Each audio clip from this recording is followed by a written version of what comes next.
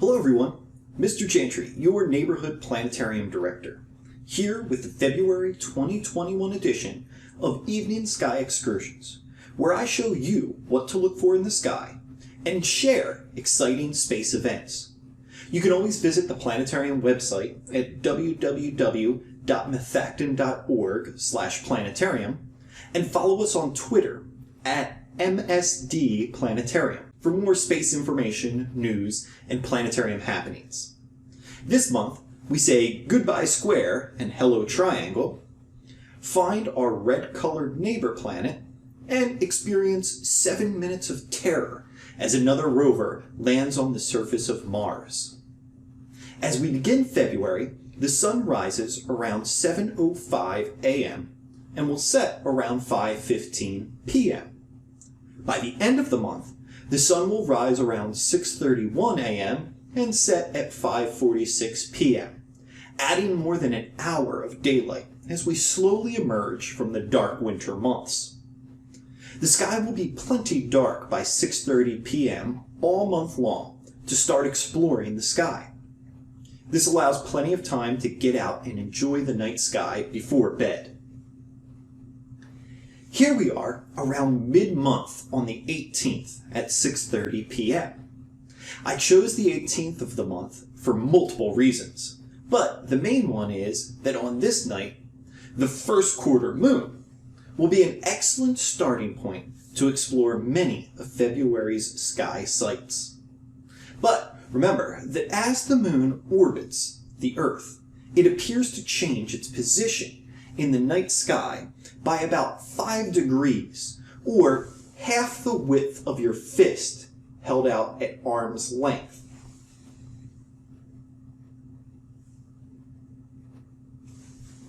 If you venture out earlier or later in the month, you can use the compass on a smartphone to find the southwest, or face the direction where the sun sets in the west. The sky will be a bit brighter there. And turn about 90 degrees, or a quarter of a full turn, to your left. On the 18th, we start by facing the moon in the southwest and look down and to the right, or west, to see the constellation Pegasus, which is most easily found from the 4 bright stars that form the asterism, the Great Square of Pegasus. This square of stars outlines the body of the winged horse from mythology. This month will be our last chance to see Pegasus in the evening sky until next September, when it will creep its way back into our evening skies in the east. Turning back to the moon, then looking down and to the left or east, we can see the asterism, the winter triangle.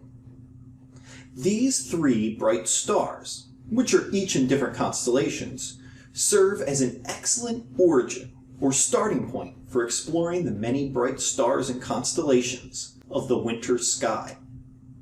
The highest point of the triangle is a reddish-orange star, Betelgeuse. Betelgeuse marks the shoulder of one of the most recognizable constellations in the sky, Orion the Hunter. As you look down and to the right or east of Betelgeuse, you notice a pattern of 3 relatively bright stars that are close together and form a fairly straight line. Known as Orion's belt, these stars have been recognized as a pattern by humans probably as long as humans have been looking up at the sky. The entire constellation of Orion the Hunter depicts the hero of the ancient Greeks battling one of the animals he is hunting. That animal is Taurus, the bull. You can find the bull in our evening sky by drawing a line through the 3 stars of Orion's belt and continuing that line up and to the right, or until you get to another reddish-colored star that is slightly dimmer than Betelgeuse. This is the star Aldebaran, which is said to be the eye of the bull. Around Aldebaran, you can make out a V shape of dimmer stars that form the rest of the bull's head. This V shape of stars is actually an open cluster of stars named the Hyades.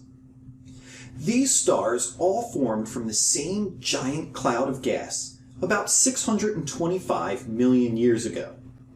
Although we can only see 4 or 5 of these stars with our eyes, if you look in this area of the sky with binoculars, you can find many more members of this group. This group is the closest open cluster of stars to Earth at about 153 light-years away. It is worth mentioning that the bright star Aldebaran, which is only about 65 light-years away, is not part of this cluster. It just appears from our perspective to be part of this pattern of stars. If you have a pair of binoculars to check out the Hyades open cluster, here are a few other great sights that can be seen in the February sky with some practice and patience. Let's start back with the winter triangle to the left or east of the moon here on the 18th. Use the top star, Betelgeuse, of the triangle to find the constellation Orion the Hunter. Locate the 3 stars that are known as Orion's belt, and look just below those stars with your binoculars. Here, you should easily find a fuzzy, maybe even bluish colored patch in the sky, known as the Orion Nebula. This is a big cloud of gas that is forming new stars, similar to the cloud of gas that formed the Hyades cluster 625 million years ago. You may ask, well, how big is big? And that would be a good question. This cloud is about 24 light-years across. It looks like a little cloud in our skies because it's over 1,344 light-years away from us.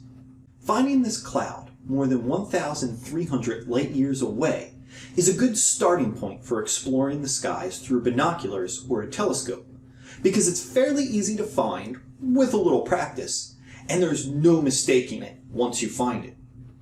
If you would like more of a challenge with your binoculars or telescope, let's look back over at the square in the west and try to find an object that is more than 2.5 million light-years away, the Andromeda galaxy. As the Great Square of Pegasus prepares to set in the west, it's standing on edge like a diamond. We want to start our hunt from the highest star in that diamond, called Alpheratz. From there, we want to go about 15 degrees up in the sky. This is about the distance from your pinky to your pointer finger, stretched out at arm's length. This will lead you to a star called Mirac. Once you locate Mirac in your binoculars, scan down and to the right or west, about 10 degrees, or the width of your fist stretched out at arm's length.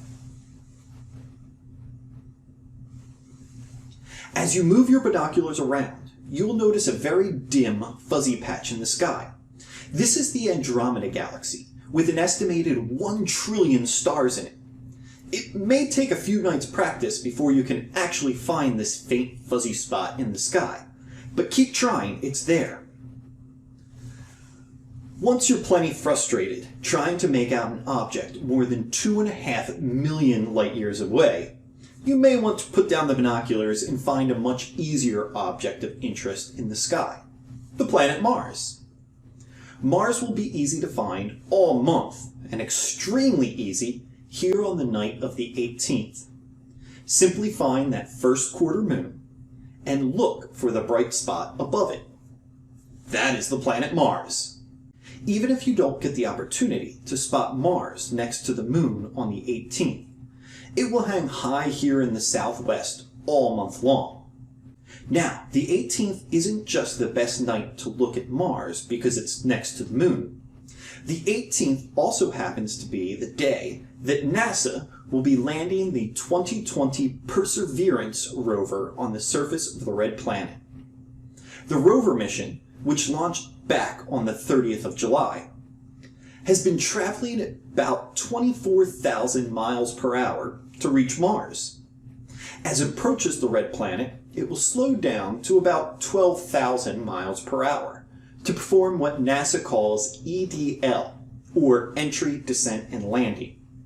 This is a series of steps where the rover uses a heat shield, parachute, rocket thrusters, and a sky crane to get the SUV-sized rover resting safely on the surface of the red planet.